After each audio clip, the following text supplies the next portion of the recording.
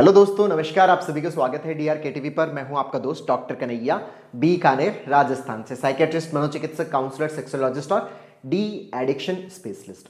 दोस्तों, आज इस वीडियो के माध्यम से हम एक बहुत ही महत्वपूर्ण क्वेश्चन का आंसर ढूंढने की कोशिश करेंगे कि क्या आप ईश्वर में विश्वास करते हैं। मुझसे ये प्रश्न पूछा गया कि डॉक्टर कन्हैया, क्या आप ईश्वर में विश्वास करते हो? इस प्रश्न का उत्तर दीजिए। तो मैं आज इस वीडियो के माध्यम से उसी प्रश्न का उत्तर देने वाला हूं। दोस्तों, हम लोग 20 और 21 मार्च 2021 को दिल्ली में कॉग्निटिव बिहेवियरल थेरेपी के ऊपर एक लाइव वर्कशॉप ऑर्गेनाइज कर रहे हैं। अगर आप depression, anxiety, panic, phobia, OCD, over thinking, किसी भी प्रकार की जो साइकोलॉजिकल प्रॉब्लम है उससे पीड़ित हैं और आप एक ऐसा वे ढूंढ रहे हैं जो बिना मेडिसिन के भी काम करता है, तो आप इस वर्कशॉप में पार्टिसिपेट कर सकते हैं। स्क्रीन पे दिए हुए नंबर पर आप कॉल करके या मैसेज करके आप इसकी पूरी डिटेल ले सकते हैं। तो चलिए दोस्तों, हम हमारे टॉपिक के ऊपर बात करते हैं कि क्या आप ईश्वर में विश्वास करते हैं।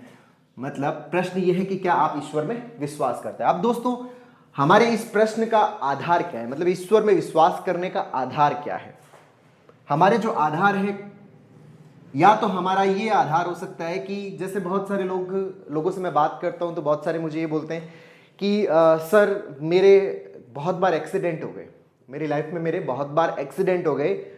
अगर ईश्वर होते तो एक्सीडेंट नहीं होता, ईश्वर नहीं है इसलिए मेरे एक्सीडेंट हो रहे हैं, मेरा ईश्वर से विश्वास उठ गया। तो अगर आप इसलिए विश्वास करते हैं कि आपका जो आपके साथ में जो दुर्घटना है, आपके साथ में कोई दुर्घटना घटे या ना घटे, अगर इस आधार पर अगर आप विश्वास करते हैं तो भाई आपने ईश्वर से कोई ट्रेनिंग थोड़ी ली थी गाड़ी चलाने के लिए। ये ट्रेनिंग तो आपकी थी, या फिर आपने कोई गाड़ी चलाने के नियम या कॉन्स्टिट्यूशन थोड़ी बनाया था। अगर कोई मुझसे ये पूछे कि सर, इस आधार पर क्या आप विश्वास करेंगे कि ईश्वर है या नहीं है, तो मैं इस आधार पर विश्वास नहीं करता। मेरी कार का एक्सीडेंट होता है या नहीं होता, उससे ईश्वर का कोई लेना देना नहीं है।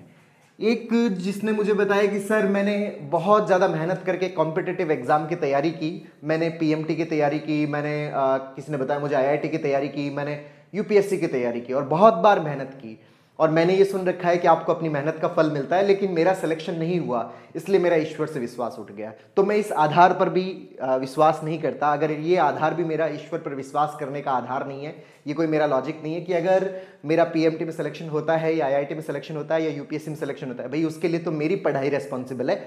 जो टाइम मुझे मिला उस टाइम में मैंने प्रॉपर तरीके से स्टडी नहीं की, जो फ्यूचर की जो इनसिक्योरिटीज है वो मेरे दिमाग में चली, या फिर उस समय कुछ और जो चीज़ें उसके अंदर में इन्वॉल्व हो गया, कुछ और इंटरेस्ट क्रिएट हो गया, जिसकी वजह से मैं प्रॉपर पढ़ाई नहीं कर पाया, जिसके कारण मेरा सिलेक्शन नहीं हो पाया, या कुछ भी उस समय के कारण रहे हो जिसके कारण मेरा सिलेक्शन नहीं हुआ, इसमें ईश्वर कहाँ से रेस्पॉन्सिबल हो गया।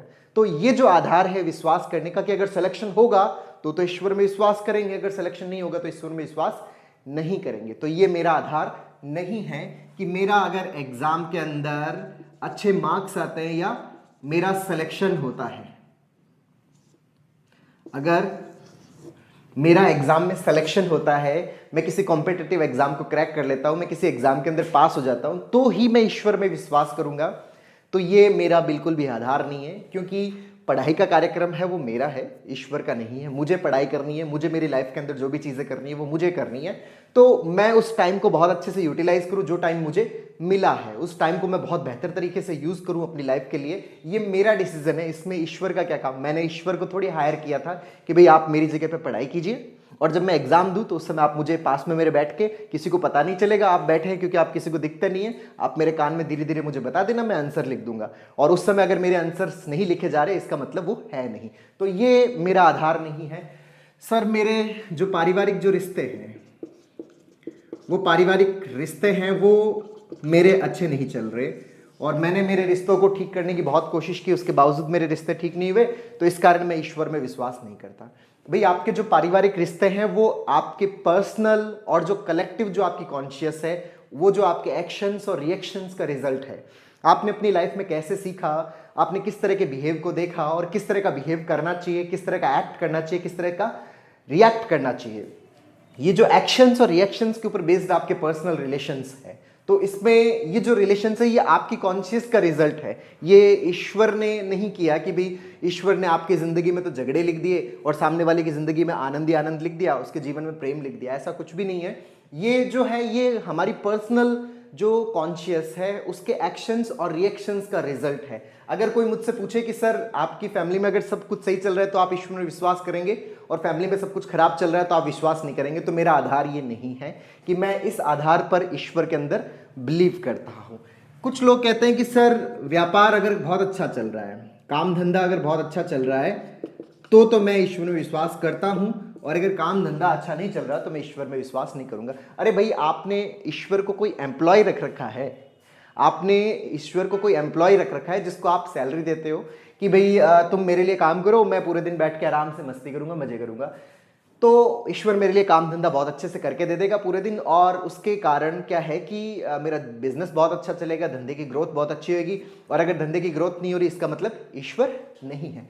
तो अगर ये आधार है, मतलब हमारी लाइफ में कुछ भी नेगेटिव घटित होता है, पॉजिटिव होता है, उसका तो हमने आधार मान रखा है कि जीवन में कुछ पॉजिटिव हो रखा है, तो हमने माना कि चलो ठीक है, उसमें तो ईश्वर है। लेकिन अगर नेगेटिव होता है तो हमारा विश्वास डगमगा जाता है और हम ईश्वर पर फेथ नहीं करते, ईश्वर पर भरोसा नहीं करते। तो अगर ये आधार है तो मैं इसमें से किसी भी आधार पर बिलीव नहीं करता कि वो ईश्वर के होने और ना होने के एग्जिस्टेंस को मोहर लगाता है। मेरा जो आधार है वो चाहे पॉजिटिविटी हो चाहे नेगेटिविटी हो, इसके ऊपर बेस्ड नहीं है कि लाइफ में जो कुछ भी है, अकॉर्डिंग टू मी लाइफ में जो कुछ भी है वो सब कुछ पॉजिटिव ही है। हर एक चीज जो है वो जीवन में आपको आगे बढ़ाने के लिए ही है। लेकिन ये लाइन जिस दिन समझ में आएगी उस दिन बहुत ज्यादा मजा आएगा, उस दिन बहुत ज्यादा आनंद आएगा। अभी हम इस पे बात कर रहे हैं कि अगर नेगेटिव हो रहा है ना तो नेगेटिव में तो मैं बिलीव नहीं करता, और पॉजिटिव हो रहा है तो मैं बिलीव करता हूं। तो ये एक फॉल्स बिलीफ है हमारा कि हमने लाइफ में पॉजिटिव होगा तो हम ईश्वर में विश्वास करेंगे, और नेगेटिव होगा तो ईश्वर में विश्वास नहीं करेंगे।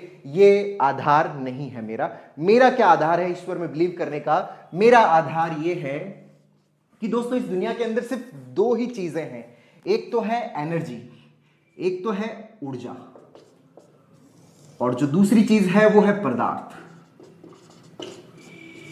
एक तो है एनर्जी और दूसरा है मैटर। एक तो है एनर्जी, ऊर्जा, और दूसरा क्या है? मैटर। ये जो एनर्जी है ये एनर्जी मैटर में कन्वर्ट होती रहती है। ये जो एनर्जी है ये एनर्जी किस में कन्वर्ट होती रहती है? मैटर में कन्वर्ट होती रहती है। और ये जो मैटर है ये मैटर एनर्जी में कन्वर्ट होता रहता है। ये जो एनर्जी है वो मैटर में कन्वर्ट होती रहती है। इसी मैटर की डिफरेंट डिफरेंट फॉर्म्स है, इसी मैटर की डिफरेंट डिफरेंट फॉर्म्स है। ये जो पूरी अर्थ आपको दिखाई दे रही है ये इसी मैटर का फॉर्म है। जितने भी लोग आपको दिखाई दे रहे हैं ये इसी मैटर का फॉर्म है। जितने भी पेड़ पौधे, जो जानवर, जो नेचर आपको जो भी ब्यूटीफुल, आपको जो भी कुछ भी दिखाई दे रहा है, सब कुछ इसी मैटर की डिफरेंट डिफरेंट फॉर्म्स है।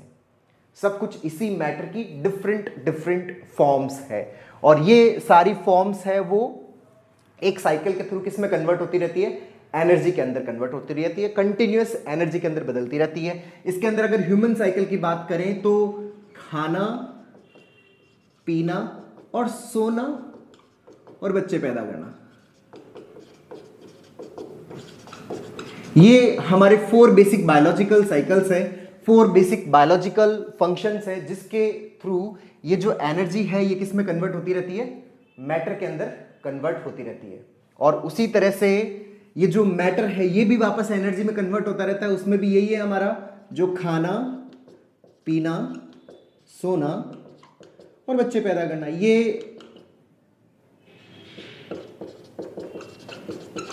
ये अलग अलग फॉर्म्स में एनर्जी को मैटर में कन्वर्ट करता रहता है। मैटर है वो एनर्जी में कन्वर्ट होता रहता है। कैसे? देखिए, जो हम खाते हैं, पीते हैं, सोते हैं, उसके अंदर तो ये जो सारा जो मैटर है, आप क्या खा रहे हो? फूड खा रहे हो, आपके आसपास क्या है? फूड है, पानी है, वो भी एक मैटर है। आपको जो भी आप नींद लेते हो, नींद के अंदर जो एनर्जी है वो आपको रिगेन होती है। ये जो सारी चीजें हैं ये क्या होती है? ये जो मैटर है ये उसको किस में कन्वर्ट कर रहा होता है? हमारी बॉडी के अंदर एनर्जी क्रिएट कर रहा होता है, एनर्जी में बदल रहा होता है। तो मैटर है वो इसी प्रोसेस के थ्रू किस में कन्वर्ट होता है? एनर्जी में कन्वर्ट होता है। और ये एनर्जी है वो मैटर में क्रिएट होती है। जैसे जो ह्यूमंस है उनके अंदर सेक्सुअल रिलेशंस जो होते हैं, उन सेक्सुअल रिलेशन से एक नया मैटर क्रिएट होता है, एक बच्चा, एक बेबी क्रिएट होता है। वो क्या है? इस एनर्जी का ही ट्रांसफॉर्मेशन है। हर दिन हम जितना भी मटेरियल यूज कर रहे होते हैं, हर दिन जो कुछ भी हम खा रहे होते हैं, उससे भी हमारी बॉडी के अंदर क्या हो रही होती है? जितनी भी हम एनर्जी ले रहे होते हैं उस एनर्जी का बॉडी के अंदर यूटिलाइजेशन होता है। या तो हम उसको मैकेनिकल वर्क के अंदर यूटिलाइज करते हैं, या फिर हम हमारी बॉडी की जो फंक्शनिंग है, बॉडी की जो इंटीग्रिटी है, उस इंटीग्रिटी को बनाए रखने के लिए उस एनर्जी को हम क्या करते रहते हैं? यूटिलाइज करते रहते हैं। तो यही हमारा क्या है? एक लाइफ साइकिल है। यही हमारा लाइफ साइकिल है, जीवन चक्र है। और इसी जीवन चक्र के अंदर हम पैदा होते हैं और हम मर जाते हैं, हम पैदा होते हैं, हम मर जाते हैं, फिर से पैदा होते हैं, फिर से मर जाते हैं। सारे लोग पैदा हो रहे हैं और पैदा होने के बाद में खत्म हो जाते हैं। तो उनके बीच में ये जो बीच वाला जो कार्यक्रम है, ये जो 4 बायोलॉजिकल प्रोसेस है, इन 4 बायोलॉजिकल प्रोसेस को पूरा करने के लिए हमने डिफरेंट डिफरेंट वे बना रखे हैं। कोई अपने लिए ये जो व्यवस्थाएं करता है, कोई डॉक्टर बन के अपनी ये व्यवस्थाएं पूरी कर लेता है, कोई इंजीनियर बन के ये 4 बायोलॉजिकल नीड्स को पूरी कर लेता है, कोई आईएएस ऑफिसर बनकर ये बायोलॉजिकल नीड्स को पूरी कर लेता है, कोई पॉलिटिशियंस बनकर ये बायोलॉजिकल नीड्स पूरी कर लेता है, कोई जो है वो बिजनेसमैन बनकर ये बायोलॉजिकल नीड्स पूरी कर लेता है। हम अपनी इन बायोलॉजिकल नीड्स को पूरा करने के लिए अलग अलग रास्ते चुनते हैं, अलग अलग रास्तों का चयन करते हैं, जैसा कि सोसाइटी के अंदर बने हुए हैं। और इन चारों चीजों को पूरा करने के लिए जो एडिक्वेट जो रिसोर्सेज है वो हर वक्त नेचर के अंदर मौजूद है। इन चारों चीजों के लिए जो एडिक्वेट रिसोर्सेज है वो हर वक्त नेचर के अंदर मौजूद है, प्रेजेंट है।